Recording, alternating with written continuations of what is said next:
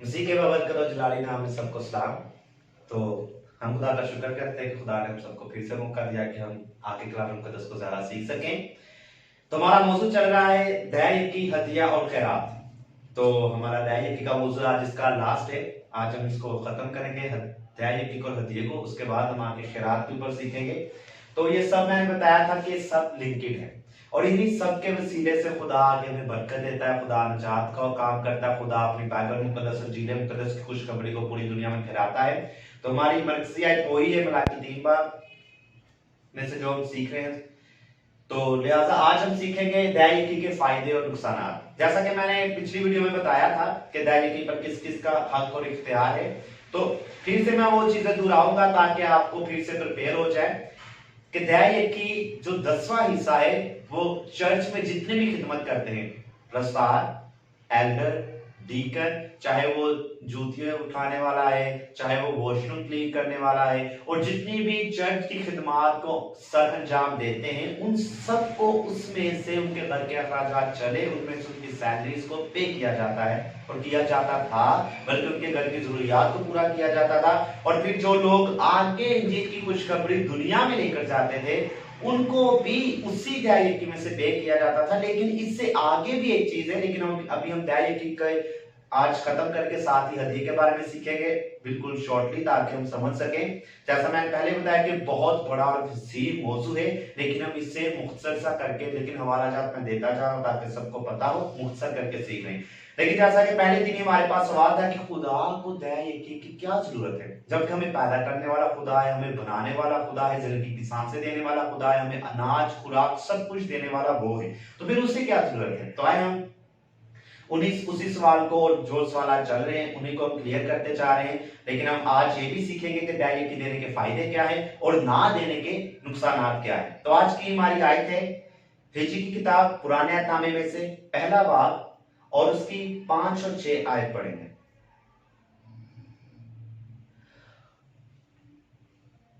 और अब रब्बुल अफ़वाज यूं फरमाता है कि तुम अपनी रवश पर गौर करो।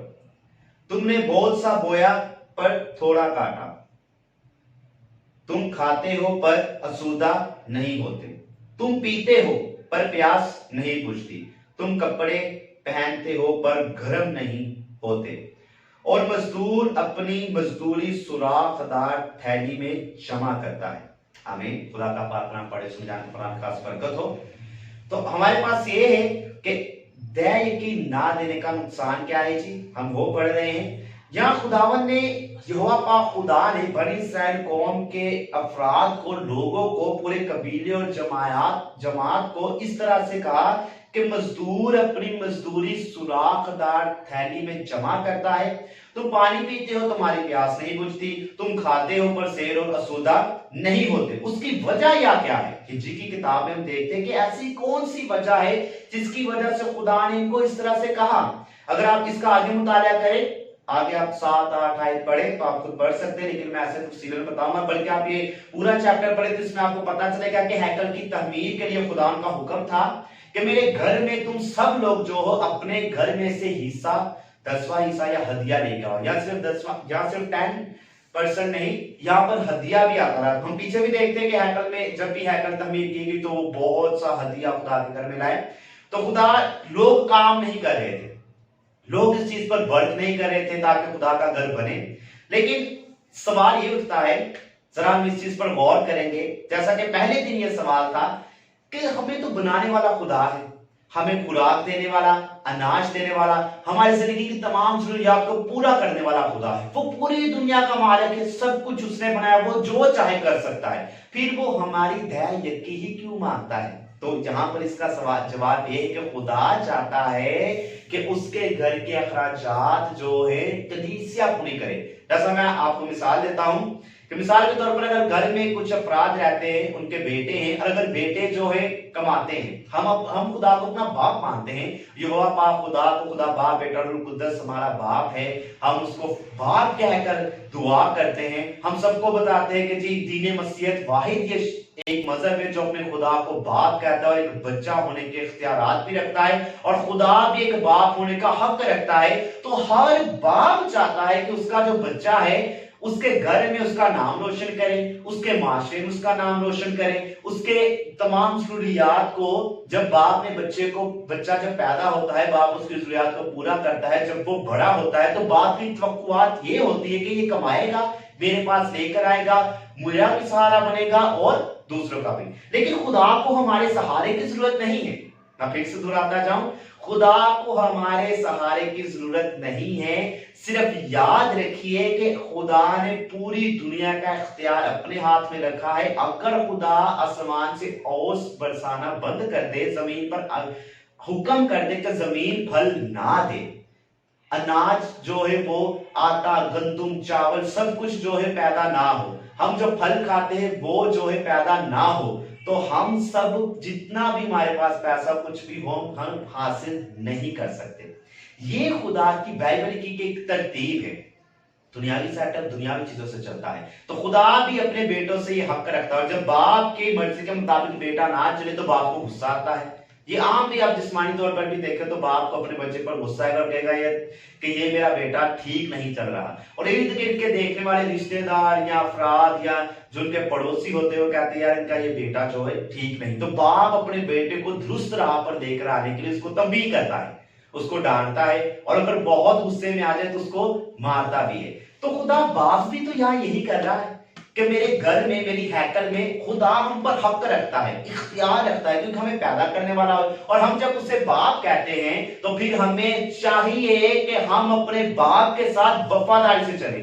अगर हम 10,000 में से 1,000 देते हैं तो उससे हम अगर 50 लोग या 100 लोग खुदा की हैकल को तहमीर करते हैं, खुदा के घर को बनाते हैं, खुदा के घर में जो लोग काम कर रहे हैं उनकी जरूरियात को पूरा करते हैं, और वो लोग जो हैं खुदा के कलाम को, खुदा की खुशखबरी को, खुदा की मुनादी को पूरी दुनिया में लेकर जाते हैं। अगर वो ये काम नहीं कर रहे, ना वो गरीबों यतीमों का सहारा बनते हैं, ना वो आपकी मुश्किल में आपका साथ देते हैं, वो सब कुछ नहीं करें तो वो बाइबल मुकद्दस के मुताबिक नहीं चल रहे। मैं फिर से दोहराऊंगा, वो बाइबल मुकद्दस के मुताबिक नहीं चले, क्योंकि खुदा ने अगर कलीसिया से कहा है कि दया यकीन लाओ, तो खुदा ने खादमीन को भी काम दिया है कि वो अपनी कलीसिया को, अपने लोगों को, अपने इर्द गिर्द के दीगर मज़ाहिब को भी खुदा के साथ लेकर चले। सिर्फ दीन मसीहत के लिए नहीं, बल्कि कोई किसी को भी जरूरत है, किसी को भी मदद चाहिए तो हैकल में से वो खाए, उसको खुराक मुहैया हो। अगर उसको कपड़े चाहिए तो हैकल में से उसको, जो काहिन है, जो खिदमत गुजार लोग हैं, वो उसको पूरा करें। तो मैं फिर से बताता जाऊं, इसलिए ये सब कुछ था। और यहां पर खुदा ने उनको सजा दी, और खुदा ने कहा तुम कमाई करते हो लेकिन तुम्हारी जरूरत पूरी नहीं होती, क्योंकि तुम सुराख अतैर थैली में अपनी जो कमाई है जमा कर रहे हो। तुम खाना खाते हो लेकिन असुदा नहीं होते, मोटे ताज नहीं होते, जिंदगी को सुकून नहीं मिलता, पानी पीते हो प्यास नहीं बुझती, लेकिन स्ट्रगल ज्यादा करते हो, लेकिन तुम्हारी जरूरियात पूरी नहीं होती। क्यों? जैसा मैं पीछे बता चुका हूं, पीछे वाली वीडियो में, कि उन सब हवाला जात की आयात दे चुका हूं कि इसलिए था क्योंकि उनके अंदर बदी थी, और खुदा को बदी और गुनाह पसंद नहीं। और जो लोग जिनकी ज्यादा आमदन होती थी वो कहते हैं चलो थोड़ा सा कम करवाएं, हम दया की कम करवाना, क्योंकि मेरी 50,000 चाहिए 5,000 दूंगा। तो फिर मुझे बताएं, आप जब अपने बाप के साथ वफादार नहीं तो बाप आपको बरकत क्यों दे? जब आप अपने बाप के साथ वफादारी से नहीं चलते, जब आप अपने बाप के साथ उसके हुक्म को नहीं मानते, जब वो जिंदगी देने वाला वो है, आपको जिंदगी की नेमतें देने वाला वो है, आपको सांस देने वाला वो है, आपकी जिंदगी की जरूरियात पूरी करने वाला वो है। मैंने फिर बता देता हूं, अगर खुदा जमीन को हुक्म कर दे कि तुमने अनाज और फल नहीं देना, तो जितना भी पैसा दुनिया में हो सबका सब खाक और राख है, आप उसको इस्तेमाल ही नहीं कर सकते, क्योंकि आपने पेट को भरना जरूरी है, आपको खुराक जरूरी है, और खुराक बनाने वाला, पैदा करने वाला, सब कुछ करने वाला खुदा है। तो हम खुदा को क्या दे रहे हैं? वो ही दे रहे हैं जो वो हमें दे रहा है, बल्कि वो हमारी जरूरत को पूरा कर रहा है, वो हमारी जरूरियात को पूरा करता है, वो हर एक चीज हमें मुहैया करता है। तो हमने खुदा को क्या दिया? कुछ भी नहीं, बल्कि वो ही जो वो दे रहा है, बल्कि 90% खुदा हमारी जरूरत को पूरा कर रहा है, हम सिर्फ उसी में से 10% खुदा को दे रहे हैं। तो फिर किस चीज में हम इस चीज का हक रखते हैं या कहते हैं कि खुदा हमें इसके इवज हमें ये भी दे, जब खुदा ने 100% पहले ही हमें दे दिया? जरा समझिएगा इस चीज को। हमारी कलीसियाओं में खासकर यहाँ पर बहुत ज्यादा ये बिद्दत है और ये ज्यादा फैली हुई है।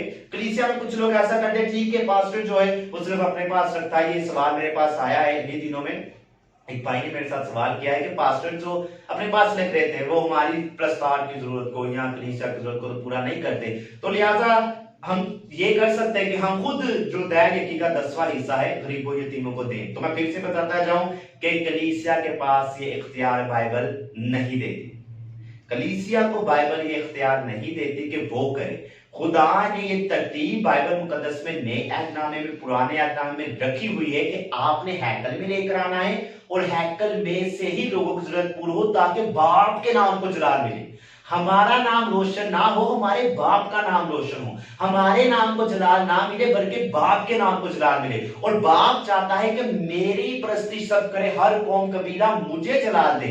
लेकिन अगर आप ऐसे करते हैं तो इंसान की शख्सियत में पाया जाता है, वो किसी की मदद करता है तो ये जरूर कहता है ये इसमें जो कपड़े मैंने दिए, या आप अपने पड़ोसी को कुछ दे रहे हैं तो जो देखेगा वो कहेगा यार ये तो मैंने इस भाई को पहने हुए देखे थे, आज इसके पास है, या इसने उसकी जरूरत को पूरा किया है। इसीलिए खुदा ने यीशु ने नए अहदनामे में कहा है कि अगर तुम्हारा दाहिना हाथ देता है तो बाएं हाथ को पता, मतलब तुम्हारे साथ वाले शख्स को पता ना चले कि तुमने किसी की मदद की है, इसीलिए तुम हैकल में लेकर आओ। यही नुकसान हम इसलिए नुकसान उठाते हैं। हमारे नुकसान क्या है जी? एक तो नुकसान गिन लीजिए, एक तो हम बहुत कमाते हैं, हमारी घर की जरूरियात पूरा नहीं होती, मतलब कि इस तरह से कि अगर मैं 20,000 50,000 आपकी आमदन है, फिर भी आप कहते हैं 50,000 होने के बावजूद भी घर के 5 अफराद खाने वाले 50,000 है, फिर भी आप कहते हैं हमारी तो जरूरियात नहीं पूरी होती, फिर भी आप रोते रहते हैं। इसका मतलब है कि खुदा की बरकत आपके घर में नहीं है। पैसा अहमियत नहीं रखता, खुदा थोड़े में बरकत आता है। जैसे खुदा ने 5 रोटियों और 2 मछलियों में बरकत दी और इतनी तादाद दिखाई, इसी तरह से खुदा घरों में बरकत देता है। आमदन उधर ही होती है लेकिन वो मल्टीप्लाई होती है, मतलब उसके साथ जुड़ के नहीं आता, वो ही इतनी होती है कि वो खत्म ही नहीं होती, आपकी जरूरियात पूरी होती रहती है। तो याद रखिए वो बाप है, वो हक रखता है, इख्तियार रखता है। और यहाँ जो काम हो रहा है इसीलिए कि बनी इस्राएल कौम को या मेरे लोगों को इस चीज की नसीहत हो कि वो गलत चल रहे हैं, मेरे साथ वफादार नहीं है, मेरे घर में मेरे काहिनों के पास नहीं आ रहे, मेरे हैकल के बारे में नहीं सोच रहे, मेरे लिए आगे नहीं बढ़ रहे, हालांकि इनको सब कुछ देने वाला तो मैं ही हूं। आपको सब कुछ देने वाला यहोवा पाक खुदा ही है, हम कुछ नहीं है।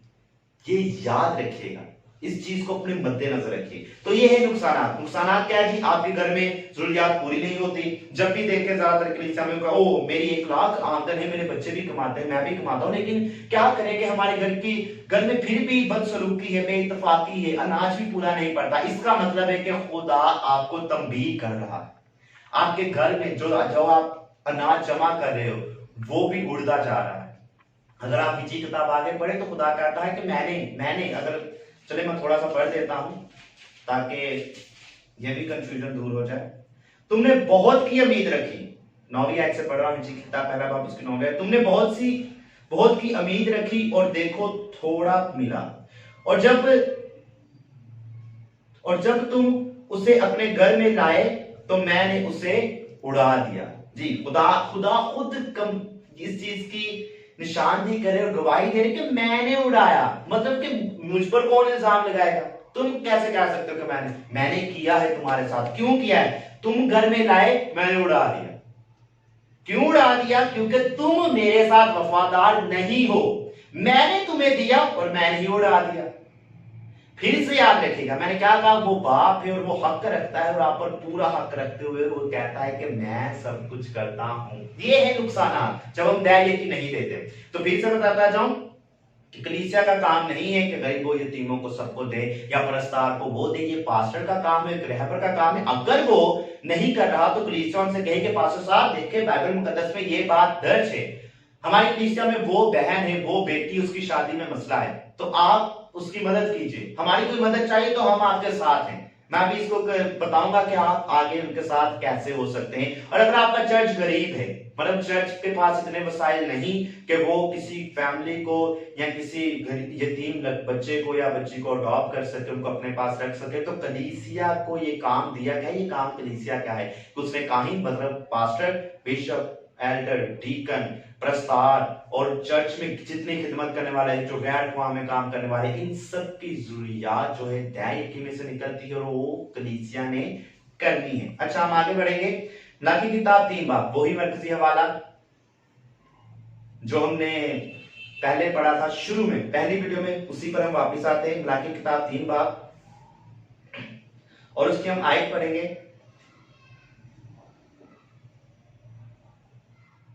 10। पूरी दैय की जखीरा खाना में लाओ ताकि मेरे घर में खुराक हो और इसी से मेरा इम्तिहान करो। रब्बुल अफ़वाज फरमाता है कि मैं तुम पर आसमान के दरीचों को खोलकर बरकत बरसाता हूं कि नहीं, यहां तक कि तुम्हारे पास उसके लिए जगह ना रहे। अच्छा, फायदा देखे, फायदा कितना है? हर चीज का फायदा। पहले तो सबसे बड़ी हमारे लिए टारगेट ये है और सबसे बड़ी बात ये है कि खुदा कहता है मेरा इम्तिहान करो, मुझे आजमाओ, मुझे देखो कि मैं करता हूं कि नहीं। अच्छा, खुदा खुद दे रहा है हमें और फिर खुदा कह रहा है उस जो मैंने दिया है उसमें से तुम 10वां हिस्सा बाहर करो और फिर देखो दोबारा। मतलब 100% मैंने तुम्हें दिया और उस 100% में से 10% तुमने निकाला। अब उसी 10% में से जो मैंने दिया तुमने निकाल के मुझे दिया है और फिर मुझे आजमाओ, मेरा इम्तिहान करो कि मैं तुम्हें बरकत देता हूं कि नहीं। खुदा खुद कह रहा है कि वाहिद पूरी बाइबल मुकद्दस में ये वाहिद ये आयत है जिसमें खुदा ने कहा मेरा इम्तिहान करो। और फिर मैं कहता हूं क्या हमारी इतनी औकात है कि हम खुदा का इम्तिहान कर सकें? क्या हम इस काबिल हैं कि खुदा को आजमा सके?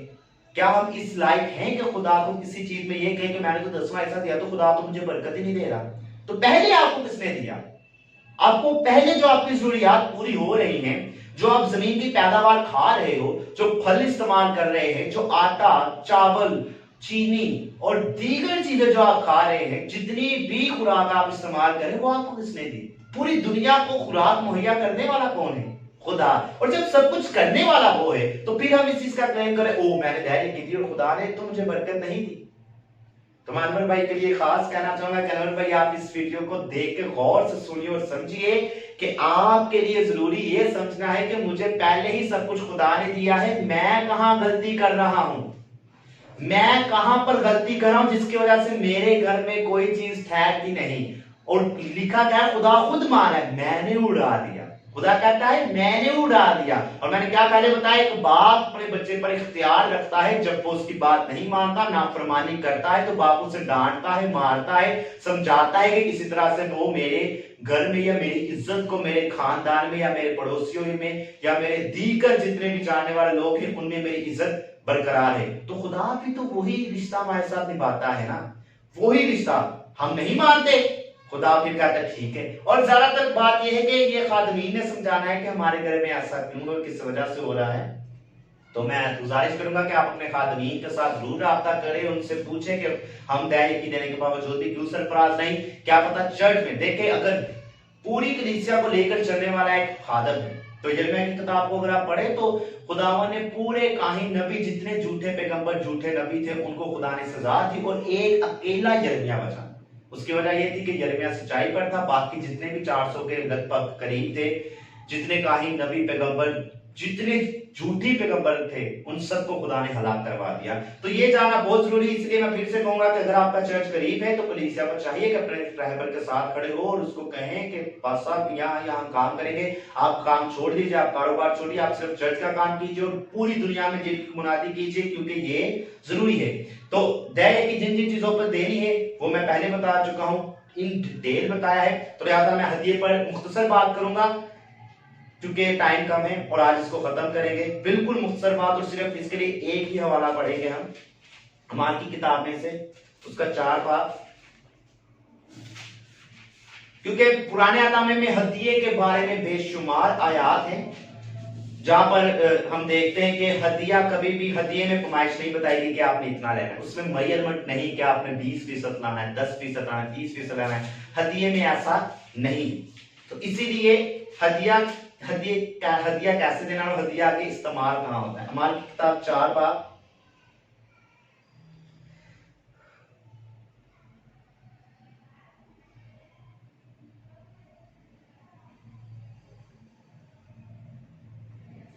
अच्छा 4 बाब की 34 आयत से पढ़ेंगे, 33 से पढ़ते हैं।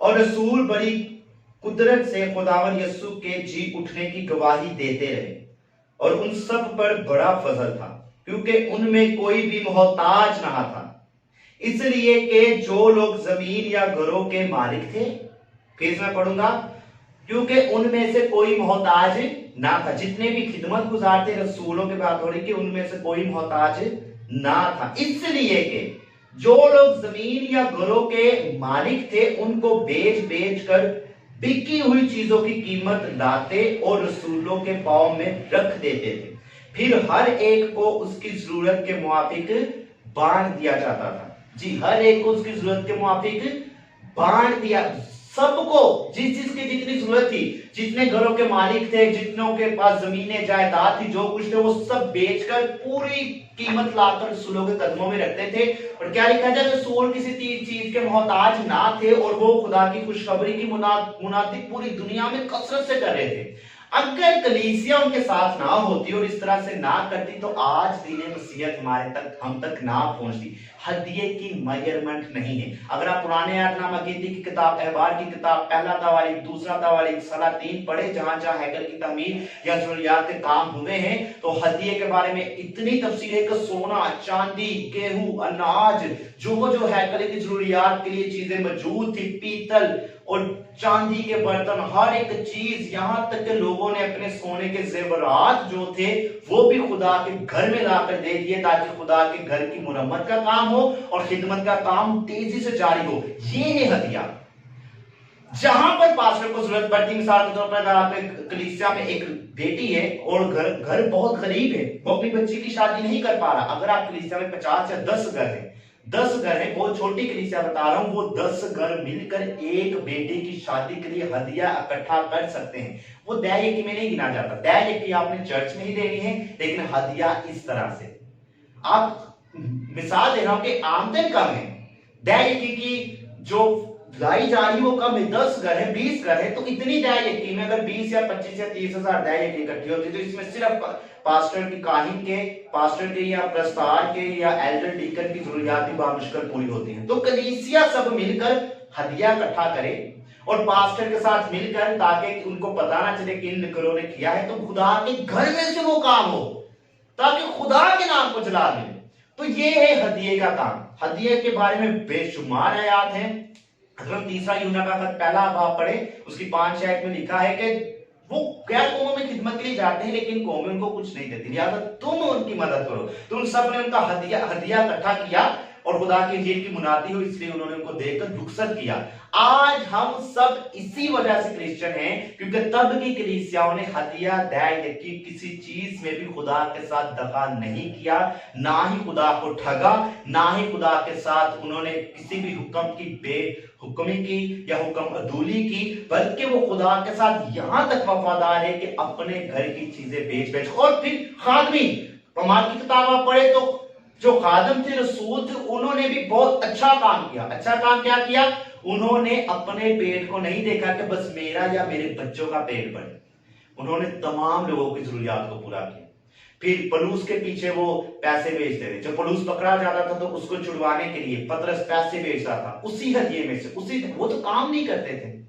तो मेरे आज की वीडियो में यही है कि हमें हदिया और दैयकी दोनों अलग तो पहलू हैं, लेकिन ये दोनों में कलीसिया का एक मेन किरदार है। अगर आपका चर्च गरीब है तो सबसे बड़ी गलती दोनों तरफ से, खादम की भी और कलीसिया की। ना कलीसिया खुदा के साथ वफादार चलती है और ना ही खादम वफादारी से वो काम कर रहा है। तो इसका मतलब साफ है, अगर आपकी कलीसिया गरीब है तो आप खुदा के हुक्म से बाहर है, अगर आपका चर्च गरीब है तो आप खुदा के हुक्म को नहीं माने, अगर आपके चर्च में अभी तक डेवलपमेंट नहीं आई, आपकी कलीसिया गरीब है, कलीसिया से बीमारी, बिदअतें, गुर्बत खत्म नहीं हो रही, अगर कलीसिया में आज भी लोग हर तरह से रोते हैं, करहाते हैं, जरूरियात पूरी नहीं होती, और चर्च बिल्डिंग है और चर्च का खादम भी यही कहे कि हमारे हालात ठीक नहीं, तो इसका मतलब है कि दोनों तरफ से गलती। ना कलीसिया खुदा के साथ वफादारी से चल रही है और ना खादम वफादारी से कलीसिया को बता रहा है कि ये कीजिए ताकि हम और हमारी कलीसिया बरकत पाए। इसीलिए खुदा के साथ, खुदा ने कहा है मुझे आजमाए, मेरा इम्तिहान ले, लेकिन हम अगर अपनी हैसियत को, अपने रुतबे को देखें तो हमारा हक नहीं बनता। इसलिए जब आप दया की देते हैं तो ये लालच रख के मत दीजिए कि खुदा मुझे इसके एवज देगा, क्योंकि खुदा पहले ही दे चुका है। खुदा आपको 100% देता है। आपने उस 100 में से 10 देकर 500 गुना ज्यादा लेना है, और आपने उस 500 गुना में से अगर 50,000 आप खुदा की हैकल में वफादार से दे रहे हैं तो खुदा उस 50 को 50 लाख और करोड़ में तब्दील कर सकता है। फिर भी देने वाला खुदा है। इसलिए गलती जिसकी है, आप अपनी गलती को देखिए, क्योंकि खुदा अपने वादे से और अपने कलाम से और अपने किए हुए तमाम नबूवतों से मुकरता नहीं, बल्कि इंसान गलती करता है और उसकी सजा पाता है। तो आज का हमारा मौजू यही खत्म होता है। तो हमारा मौजू था दया की हदिया और खैरात। तो दया और हदिया का आज हमने जो मौजू है वो खत्म कर दिया है, लेकिन हदिया पर मैंने बहुत वसी आयत नहीं दी। ये सबसे बड़ी आयत जो बहुत मेन आयत है नई आयतनामे में से। और अगर आप मसीह यीशु की जिंदगी और आखिर रसूलों की जिंदगी में देखें, खतूत में पढ़े, तो हदिये के ऊपर उन्होंने बहुत से लोगों को उन्होंने हदिये का कहा भी कि आप हदिया लाए ताकि खुदा के काम को हम आगे बढ़ाएं और लोगों की एजुकेशन और तमाम जरूरियात को पूरा कर सकें। तो हमारे साथ बने रहिएगा। इसके आगे बहुत अहम मौजू है और वो इतना अहम है जिसके मैंने पहले ही बताया, जो खैरात है, पिछली वीडियो में बता चुका हूं, खैरात ही ये मौजू है जिसके वसीला से खुदा कहता है कि तुम नजात पाओगे। तो मेरे साथ बने रहिएगा। हम अगली वीडियो में आपसे मिलेंगे और खैरात के मुताबिक बात करेंगे। अगर आपको हमारी कोई भी मदद चाहिए, आप कोई बीमार है या शिफाया दुआ के लिए, किसी भी चीज के लिए, तो आप हमारे कॉन्टैक्ट नंबर नोट कीजिएगा, स्क्रीन पर चल रहा है। तो आप हमारे साथ राब्ता कीजिए। हम जहां तक कर सकते हैं आपके साथ। खुदा आपको बरकत दे। आइए हम दुआ करें। खुदा हम शुक्रिया अदा करते हैं आपकी दी नेमतों के लिए, बरकत के लिए, रहमत और शफकत के लिए, आज के कलाम के लिए जो हम सब ने सीखा खुदावन। और आज ये मौजू पूरा हुआ कि हम कुछ नहीं है, हम किसी काबिल नहीं, सब कुछ करने वाले आप हैं। तो आप सबको बरकत दी। जितने लोग इस वीडियो को देख के आप उनकी माली, जिस्मानी, रूहानी जरूरियात को पूरा कीजिएगा। आप उनके घर में से बीमारी, कमजोरी को खत्म कीजिएगा। और इस वीडियो को देख कर खुदा वो आपके साथ, आपके हुक्म के साथ, आपकी हैकल के साथ, आपके खादमीन के साथ वफादारी से चले। और वो खादमीन है खुदा जिनके पास होने के बावजूद भी खुदा अपनी कलीसिया के साथ या दूसरे लोगों के साथ वफादारी से नहीं चलते, आप उनको भी सरबुलंद और सरफराज कीजिए और हिकमत और दनाई से मामूल कीजिए, ताकि सबके साथ खड़े रहे और आपके नाम को जलाल मिले और आपका बेटा यीशु नाम सबकी जिंदगी में जलाल पाए। यीशु के नाम से दुआ मांगते हैं, आमीन। खुदा बाप, बेटे, कुद्दस के नाम से, आमीन।